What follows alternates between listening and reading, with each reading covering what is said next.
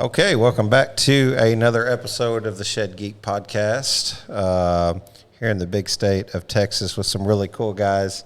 First, guys, I want to ask you guys, what do you think about the hat? I love it, man. Yeah? Beautiful. Texas size right there. The cup, man, check it out. You know what we need to do? We need to do a toast to get this thing started. Sir. That's what I'm talking about. Let me get these headphones on. So, somebody start us out here. Who do we got on the episode today? So first one, I'm Carson Hostetler. Grew up in Nashville, Arkansas. Moved to Texas about 3.5 years ago, and it took me a little bit to find my place in Texas. But once I met Anthony and Caleb, it really clicked, and we started a shed company together, and it's working well for right now. It's going great. What's the name of the business? Eagle Ridge Barn Builders. Eagle Ridge Barn Builders. What a cool name. Caleb? So I'm Caleb Miller. I was born and grew up in Costa Rica. We moved here about 8 years ago. We worked for a couple other companies before we started our own, but we decided I don't want to say we're better than everybody else, but we could handle our own I'll say it. stuff. I don't mind saying it for you. We could handle our own business. So about 4 years ago, we started, a little over 4 years ago, and here we are today. And you got a very cool hat. That reminds me. Appreciate it. I mean, I like my hat. Don't get me wrong, but I like your hat. Anthony? Yeah, so I'm Anthony. I am Caleb's younger brother. And like he said, we thought we could start a business. And so the first conversation we had is like, man, we should start our own shed business. We could make so much money.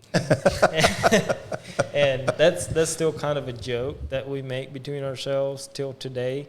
But yeah, we started our shed business about 4 years ago, and I mean, here we are today. Now, Caleb, I don't mean to start any like rivalry between brothers here, but he said, I'm Anthony, I'm Caleb's younger brother, but you know, the first time I met him, he said, I'm Caleb's younger and better looking younger brother. Well, I guess that's up for discussion. And Caleb was like, I'm actually Anthony's older, harder working brother.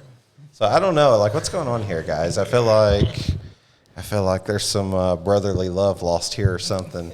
There's always some kind of rivalry. I mean, it doesn't matter what we pick. If it's who builds the shed the fastest, who sells the more, who brings in most leads. There's some kind of rivalry. I bet the competition is rampant around here. And you know what? I bet you that does nothing but build like good things for your business whenever you guys do that. Carson, tell me a little bit about like what was the startup like, man? You were talking about how you come down here from Nashville, Arkansas, you get hooked up with these fellas and you say, hey, let's go take the world by storm. It happened overnight, right? Sometimes it feels like that. When I first moved, it did take a little bit to kind of find my footing. It was a new community. I really didn't know anybody. I remember the first time I walked into the office and Caleb introduced himself to me, and it was like a little bit awkward. It was like, who is this guy? But somehow the personalities, the way we grew up, even though it was from a redneck in South Arkansas to a Costa Rican, it somehow the mindset and the work ethic, it matches. And we do really well together. We really do. So what's kind of the roles here at Eagle Ridge? What do you handle? What's your primary focus here for the company? So my primary focus at the moment is building up systems, making sure that customers don't fall through the cracks, making sure our system is up to date, the sales guys and the guys that are out building are on the same page. They know that if the sales guy sells a shed for, say, such and such, that the builders that go out on site in, maybe it might be Houston, it might be Austin, that everybody's on the same page, we're building the same thing, and we're working out of the same mindset is kind of my job at the moment. Caleb, what do you primarily do? So I do mostly the production side, a little bit of purchasing, but quality control, shop manager, make sure everything is here on time when it's needed. And we've all agreed pretty much Anthony doesn't really do anything. Yep. Yeah, But because I already asked both of you, I need to ask him too. You understand that? Yeah. Yeah, of course. So I do more of the sales side. I've done that since the beginning. I sold the first shed that Eagle Ridge ever sold about 45 minutes after we went live. Man, that's a soft flex if I ever heard one. About 45 minutes after we went live on our website, if that long, I sold the first shed, and I thought it would be easy sailing from there, but no. I do most of the sales. I do the sales side of the company. I deal with all the sales guys, the hiring and firing and whatnot. That's kind of my role. Make sure everybody stays busy. Yeah, absolutely. So what was kind of you all's experience? You feel like you guys started around 2018, roughly? Yeah, 2018. So what did you guys feel like? You had built sheds before. Yes, we had. We worked for, different companies. When we moved here, Caleb, he actually ran on-site crews for a few different companies. We built sheds. That's kind of what we knew how to do. So you got into this and you said, like you said, we're going to make all kinds of money. That's what we said. What did the first month look like? What did you think? The first month was the one shed we sold. Yeah. And it kind of looked like that for about 4 months afterwards as well. For the first, it was 4 or 5 months, that was the only shed we sold. One shed. So what's cool kind of about knowing you guys and knowing your story, though, and a lot's changed in 4 years. Yeah. You guys are seeing record sales. You're not selling one shed a month right now, are you? No, we're not. Yeah. Definitely not. So what do you feel like has been probably one of your biggest, reasons for the success that you guys feel like you're seeing? On that, I really think it comes down to, we were talking about earlier, is the American dream. Yeah. One thing that Caleb and Anthony really have is that American dream, coming from Costa Rica, but also then put me as an American in that same story as I like nice things. I like when things are right. But that attitude of we're gonna make it work, and then we'll fix it along the way has helped us tremendously over the last 4.5 years. Yeah, we spoke quite a bit before we came on air about just that American dream, and we had gotten some of that from Josh whenever he had him on an episode, and he said there's so much opportunity here, that sometimes we forget that, I think, and I think you're a good example of what 4 years of tenacity, hard work, and just do it, make it happen shows, because I don't know about the rest of our listeners, but it's real easy to say, oh, no, I can't do that. I can't make that happen. You guys have jumped in, and you primarily service the Texas, pretty much Texas. Is that where you guys are mostly servicing? Yeah, we do. We've gone to Oklahoma, Arkansas, Louisiana. We've gone into New Mexico a few times, but Texas is, yeah. Yeah. But you've built a very successful business in a matter of 4 years. Where do you think that came from? Where do you think the shed industry? Now you've seen that in 2020, 2021 sales were just exploding, outside of 2018. Has most of this success been because you guys have went out and focused on putting a bunch of dealer lots out there, or have you taken a different approach? So we have taken a little bit different approach. So far, we don't have any dealer lots. We've had people ask us for it. So far, we've seen enough success with doing an online sales team here at our local lot. It's the same place where our manufacturing is. We keep our overhead down a lot more. It was a way that it was born out of necessity.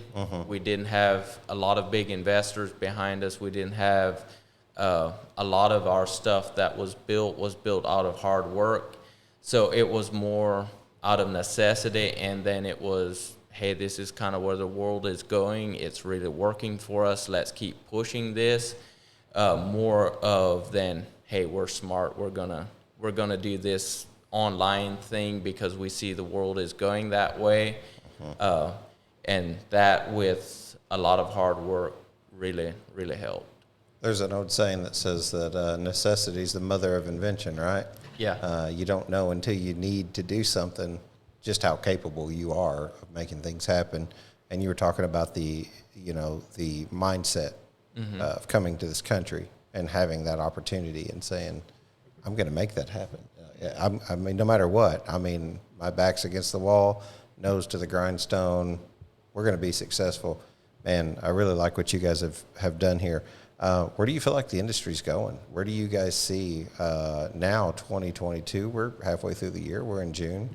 What do you guys feel like? Anthony, what are you seeing on the sales side, man? So, I mean, we're kind of back and forth on that, or I am. I was actually just talking to Carson about that this afternoon. We had our record month of units and also numbers just about 2 months ago,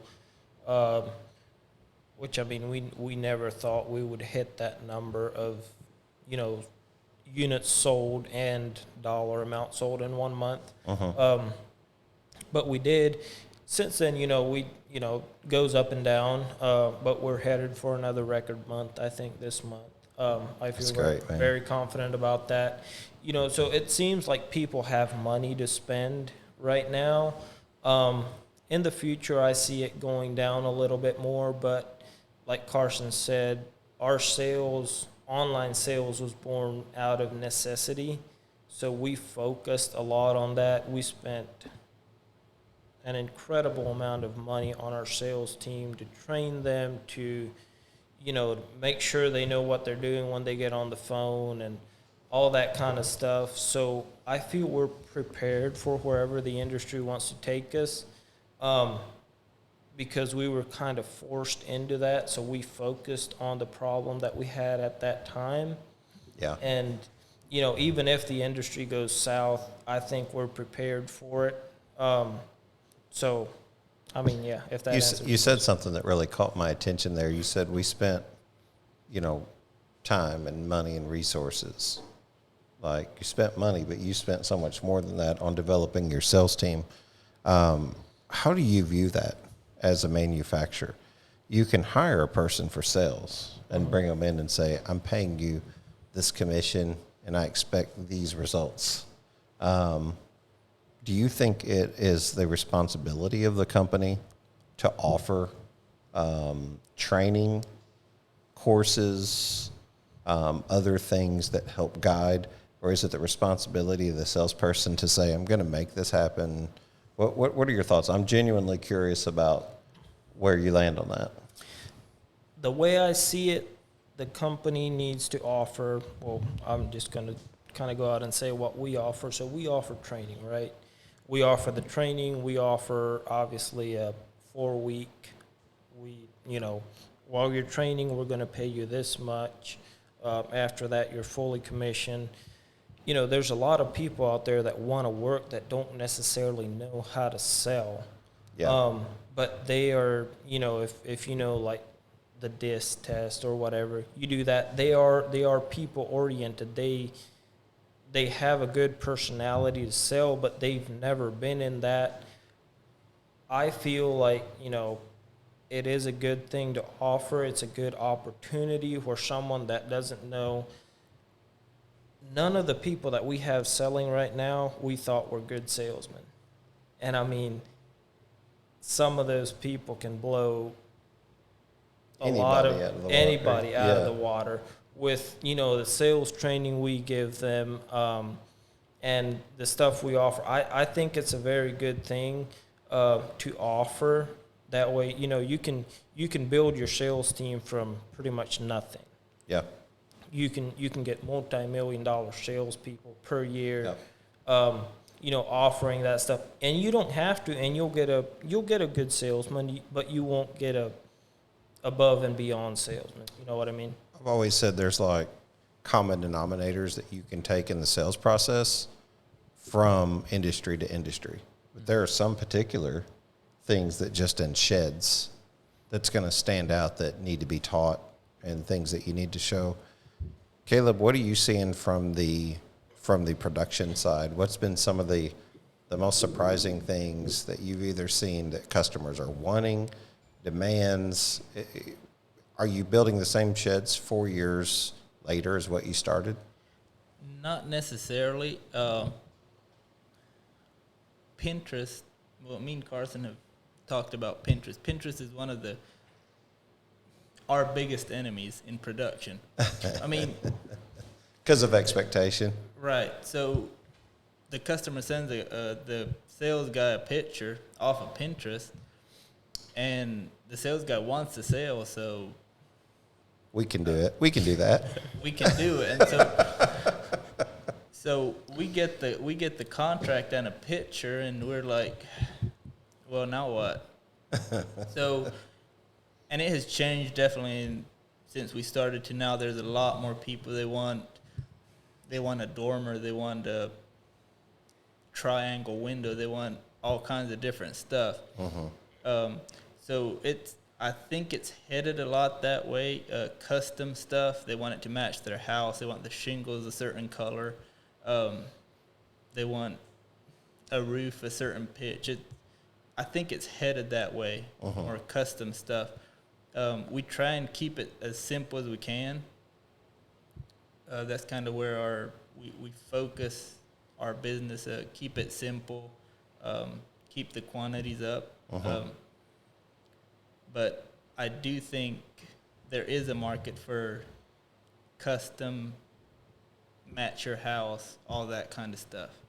Yeah, it seems like the more the industry just develops, it seems like, this is different than 1986 or, 1996 when sheds were just coming out. And we've heard some of the stories about the guys who started in that times, $800 for a shed. And now you're seeing the increase in product knowledge from salespeople.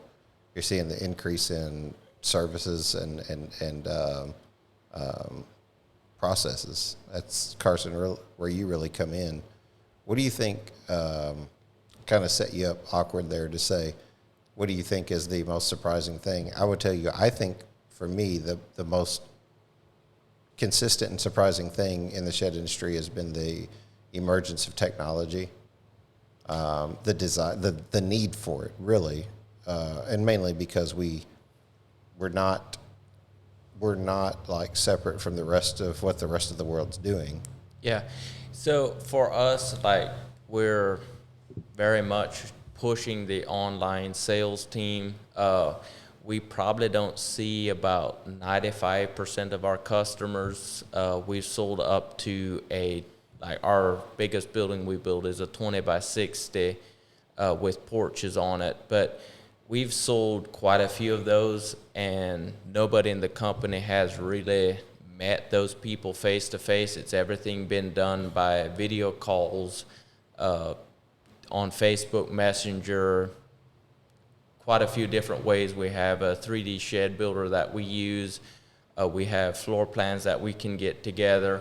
So there's a lot of our customers that we never meet face to face, but there's always a way that we can, even through technology, something from a handwritten card to calling them up and being personable with them has done a lot. But as far as pushing technology, that that gets me excited about the shed industry. There's a lot of 3D builders out there. There's a lot of new softwares that are coming out to the shed industry, from hauling to rent to own to manufacturing to sales.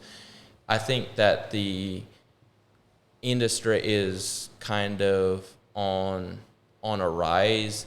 We might be seeing a slowdown in the economy, but with the technology that's coming out with new podcasts like this, that we have... I appreciate the plug. Yes. That we have kind of people coming together and talking about the shed industry and how we can make it better as a whole, as all boats rise with the same tide, and not as much just we're kind of this hidden niche. Yeah, it's changed so much. I mean, Caleb, you talked about Pinterest. Like, those things didn't exist whenever people got into barn building in 1986. You know, like, those things aren't around. The internet didn't exist. You didn't really know that there was going to be a totally different way to reach your customer. The goal was to build a shed, you know, so put a supply out there for the demand. And the demand was excess, right? You're selling excess space so that people can keep their goods and services protected. What do you think in coming into this, while 3D configurators already exist, and coming into this when the internet sales already exist and e-commerce is a thing, and you guys starting up in 2018, what's been your biggest surprise? I would love to ask all three of you that individually. What's been your biggest surprise in entering into the shed business? Anthony, back when you said, let's get in the shed business, we'll make all kinds of money. What do you think surprised you the most from that day to now? It's a lot harder to make money in the shed business than you would have thought it would be. Yeah. I mean, there's been all kinds of surprises, honestly, in the shed business. I guess my biggest thing when we started, and like Carson said earlier, we did this out of necessity, but at the same time, it was kind of a surprise. And there's nothing wrong with having 25 lots, you know, where you have dealers, but we kind of talked about it like, you know, let's say you have 25 lots, you have 25 sheds in each lot. That's millions of dollars in overhead when you have Google. And you spend, you know, a little bit on Google ads, and you can get all these people that are on their cell phones every night. You know, like, that was probably one of our biggest surprises when we started pushing the online thing. Like, why aren't people doing this? Why are people still building 25 sheds for a lot when they can spend a couple $100 and get just as much traffic online as they would on putting a lot up, and it's going to cost them quite a bit more. That was probably my biggest, you know, what's going on moment, like surprise moment. And I'm not saying it doesn't work. Obviously it does work, but I think it's changing more to online. The four and a half years we've been in business, I've seen it more and more. People are starting to sell online versus, you know, having their lot.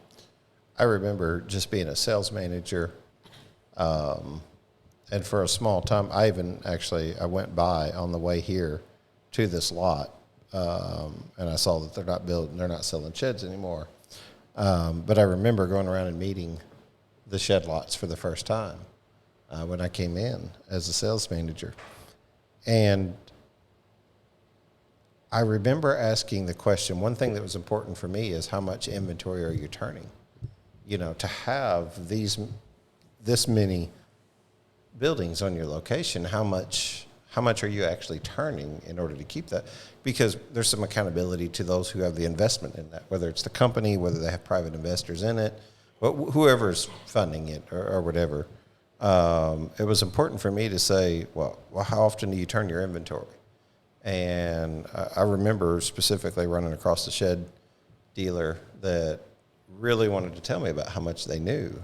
And I was much newer than he was. And he wanted to tell me how much he knew about selling sheds. He had been selling sheds for 20 years, although he had all of these other things that he was doing, 2 and 3 and 4 other things that he was doing. And I said, well, what do you think is a good month in selling sheds? What do you think is a good month? What do you think his answer was? I would dare you guys to guess. What is a good month in selling sheds? We kind of push right now with the prices the way they are. A good month is 100,000 and above. So this dealer told me a good month was if you sold $20,000 in sheds, I'm gonna jump in. That's per salesman, not that's the whole per company. sales guy. Just wanted to clear that up. whip them into shape. Just in case they're listening. You don't want them slacking. But I'm not saying any of this to cast stones on this dealer. Let me be clear on that. I was trying to educate, and I understand I'm newer, but newer doesn't mean that I can't see more success in probably a different approach.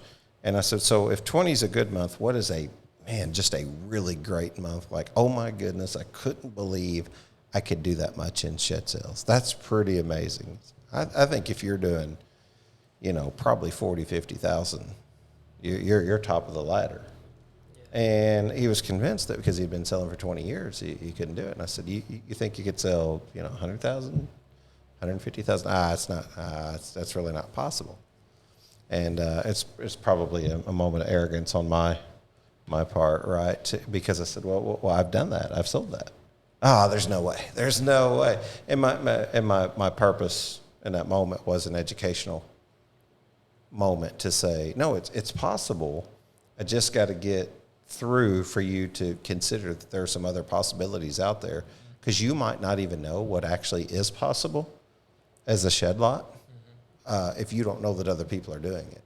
So it was being able to expose those different opportunities and turning inventory and things like that. I think that was one of the things that surprised me, is because I was just determined to say, oh yeah, it is possible.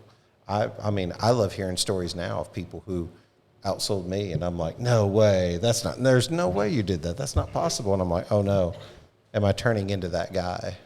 You know what I mean? Who gets complacent and who gets content over time. A new business like you guys, 4.5 years, you're seeing some of those really cool things. Caleb, what do you think? I feel like I need to ask the same question. What do you feel like has been the biggest surprise for you? I mean, does it come on the production side that surprised you the most, or what do you feel? Well, there's a lot of things that surprised me in the shed industry. Probably one of the biggest ones is the lumber prices. Like, I mean, they surprise me every day. I mean, you wake up and they're mountain high, and then next day they're all the way down. And that's been one of our challenges on the production side, to keep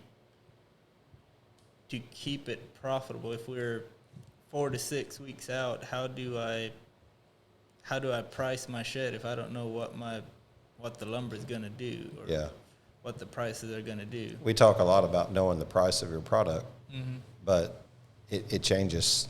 You know what I mean? Whenever you have that much flexibility, really in the shed.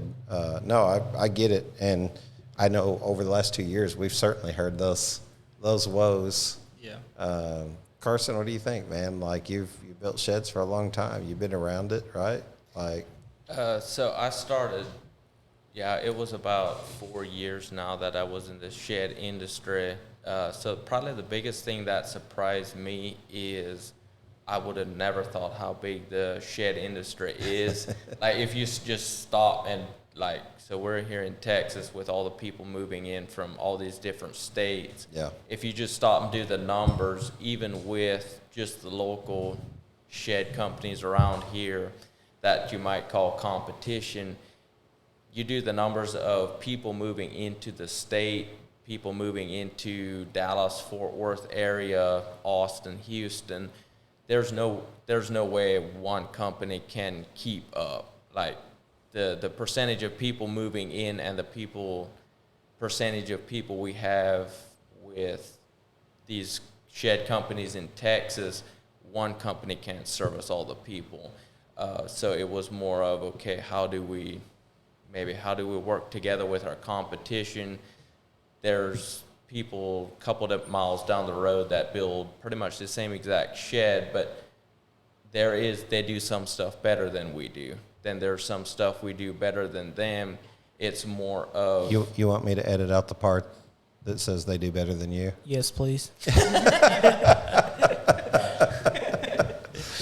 So there's pros and cons to either way. Like there's people that, there's enough people moving in. I don't think one company can realistically make everybody happy all the time.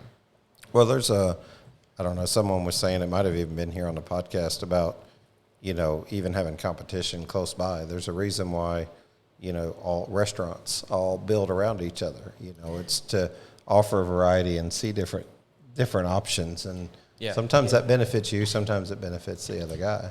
And I think it depends how you take it. I was actually just thinking about it this afternoon. Competition drives you to be better. Competition, it pushes you. It pushes your limits, which I actually encourage my sales guys on a regular basis. Study your competition. Go on their website. See what they're doing. See what's going on. See what we can do better than what they are doing. Competition isn't a bad thing. You're not wishing for their failure. You're wishing for your success, and you're educating yourself to be successful. Exactly. If you see competition as a bad thing, I think you're on the losing end of things. But if you take competition as a good thing, if you study your competition, you can see what you can do better and offer that to your customer. I think, it just pushes you to be better and how to better service your customer, how to be better than what they are. You're not, like you said, you're not wishing for their failure. You're just studying and you're being better for your own success. If you stop and look at it, like if you're traveling and you're driving down the interstate, most hotels are, like if you stop at one, there's another one right across the street. There's another one and maybe another exit down. They pretty much do the same thing, but somehow still they're kind of close to each other most times. Yeah, and I think the purpose is, for that reason. They understand that they're not going to be able to service everybody, but I think there is room. We've been saying here on the Shed Geek podcast for a long time, it's not about taking a bigger piece of the pie in the shed industry. It's about making a bigger pie. That way we all eat a little better. And I really think we can do that with maximum organization. We've talked about doing things, and man, you guys are talk about prime candidates for this, is doing things like shed sales, seminars, and organizing and putting people together, not to give trade secrets away for what you do, but to at least focus on and address the common denominators that exist among all of us, things we can provide, services we can do. I think at some point you're just going to continue to see that. I mean, there's a shed lot on every corner, it seems like, anywhere you go anymore. So I think the next step is a lot of consolidation, I think, at some point. We've talked even before air on that matter, and we've talked about it on the air in previous shows. A lot of guys just want to build sheds.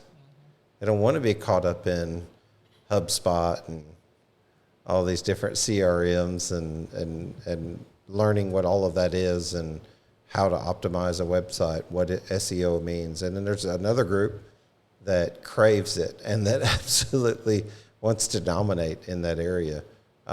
It's been surprising to me, to your customers, what are the things that you guys like to focus on? You're servicing the customer. It's ultimately about the customer. You've got rent to own. You've got particular quality things that you want to put out there, product information and knowledge you want to put out to your salespeople. If your customer was listening, what's the thing that you would want to make very clear to your customer? Well, from my side, as far as setting up systems and everything, most of my thought comes out from like how can I make this as easy as possible for the customer. If you take a look at Amazon, you can buy so many things with one click. I know you can't buy a finished out cabin shell in the same manner because there's a lot of details that goes with it. But if you keep that in mind, how can I make this as few steps as possible to the customer, make it as easy as possible? I think that's when they're going to be the happiest. Also, with that comes service. And we were talking about competition. There's so many shed companies out there that build, I don't want to say a better shed than we do, but they build sheds and they're good sheds. Mm-hmm. But I've always said, over the quality of the shed, the quality of service is more important to people than the quality of the shed. You can send out a shed with 3 broken studs, but if your service is right on and you call those people and you go out there and fix the studs and like service them and treat them right, for them, you're better than not the company down the road that's going to send them a perfect shed and never call them back. Yeah, there's a lot of talk about price and focus on price and things like that. And what is it the Benjamin Franklin quote? The bitterness of bad quality lasts longer than the appreciation of good taste. I know I just butchered or good price. Yeah. Butchered that a little bit there, but the idea is that people do like to focus on quality, and service is a part of that. Service means after the sale too, right? It's not just selling them a shed and then you're done. That's your living, but there's a responsibility that you have as a manufacturer. Yeah, I'll go back to what Caleb was saying just a little bit ago. We try to focus on service. I have a meeting with the sales guys every morning. Like, we need to service our customers over anything else. Service, right? Like, just an example, I was on my way home just a little bit ago. I had to go do something, and a customer called me. Obviously, as you grow, you're not going to be as accessible. But we try to, that's one of our biggest selling points. Maybe not our biggest, but one of our biggest is you can call me, you can text me. All of our customers, I talk to them personally. I call them 2 or 3 days afterwards. I talk to them. They have whoever sold the shed, they have their cell phone number that they can they can call or text any time of day or night. Maybe if it's 2 o'clock in the morning, I'm not going to answer the phone, but, I'm going to get back with them as soon as I can, versus, maybe the company down the road, they call and leave a message and they'll get back to them within 2 to 3 business days. That's one thing that we try to stand out in, and obviously we're not perfect. Nobody is perfect, but we try our best to, if this customer has a problem, if he has a concern, or even just a question about anything, we're going to get back to him as soon as we possibly can, because, service over selling. One thing I remember, 2 things I remember about meeting you guys for the first time. One was where you started, how you started. The other was your focus on lead generation and follow-up. That's 2 things that stuck out in my mind that you guys always do. Who wants to share about how Eagle got started versus where you're at? I'll leave that to Caleb.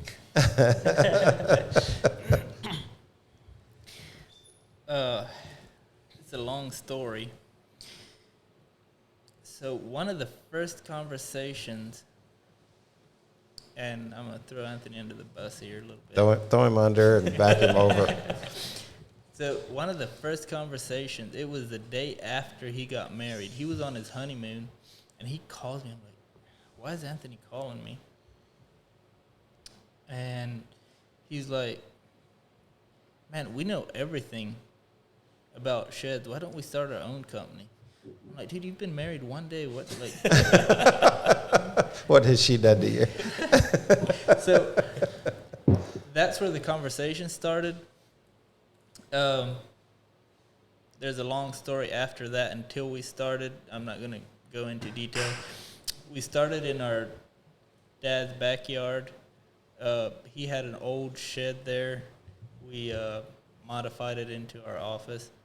We built a 40 by 60 shop, I believe.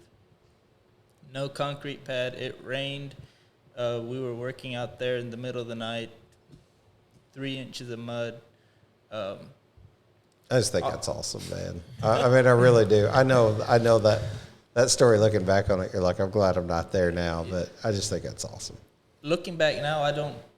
And we even had a couple customers come out there, and it's so far back in county roads and stuff. They were like, "Are you gonna like kill me back here?" Or like what? Yeah. They literally asked us that. And now, if I had to go back and do it again, I don't know if I'd do it like that. I don't know. Sometimes I feel proud for doing it. Other times I feel embarrassed how we did it. But I mean, we did it, and we're here now. Yeah, you've done it, and you're here, and you've got a big spotlight in my eyes. Carson, lead generation follow-up. Why is that so important? So from our perspective, my perspective, there is a bad side to being strictly online. You do lose a little bit of that personal face-to-face conversation. But if you work out of I'm a data geek, so that's a little bit of my love language. A fellow geek, I love it. A little bit of my love language, so I work a lot out of averages.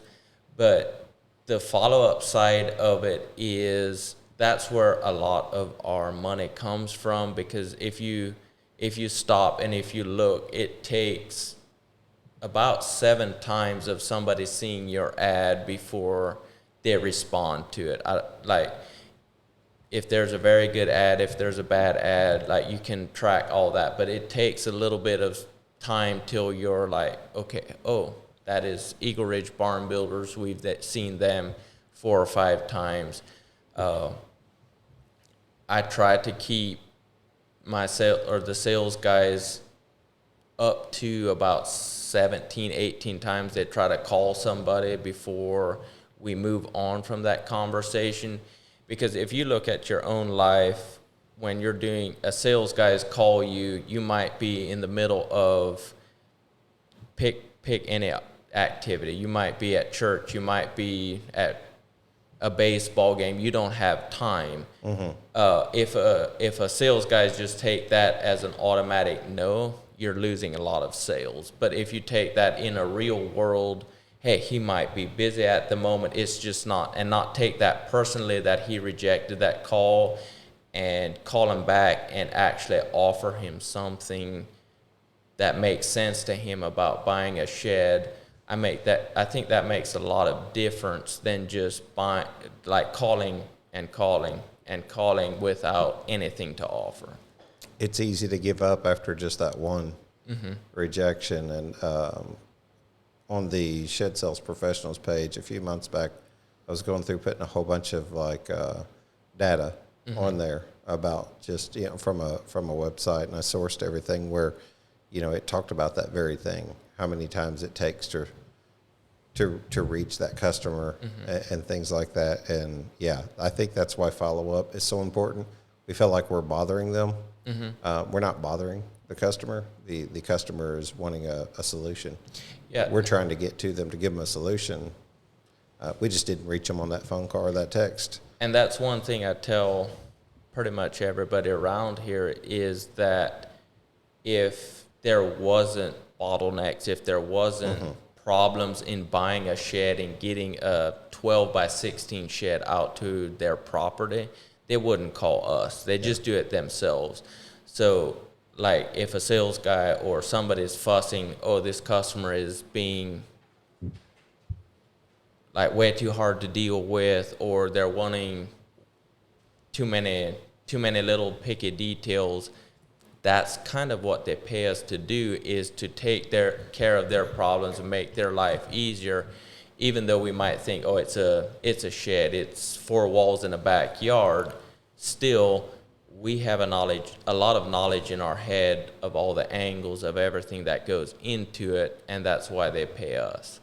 You guys ever thought about taking this process and expanding it into other areas, for other manufacturers? We have, and I mean, it's not out of the picture, but we're trying to perfect it within our own company, I guess, first. Yeah. And, getting it together there. And I'm going to expand a little bit on what Carson was saying on follow-up. It's interesting, You're going to follow up on that? Yeah, I'm going to follow up on that.